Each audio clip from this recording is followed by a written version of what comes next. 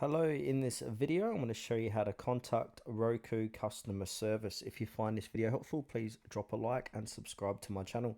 In saying that, let's just jump straight into the video. Alright, so what we want to do is open up a web browser and we need to go to pissconsumer.com. That's it here, so go ahead and click onto this website. And now once you're on this website, you want to click the search bar at the top of the page here and then type in Roku. Here it is here. 15,000 reviews. So to get the customer service number, just scroll down and you'll see reviews about contacts Q&A. Go ahead and click on contacts. And now let this page load. And as you can see, they've got a customer service number here that you can give a call, or you just click the button to call customer service.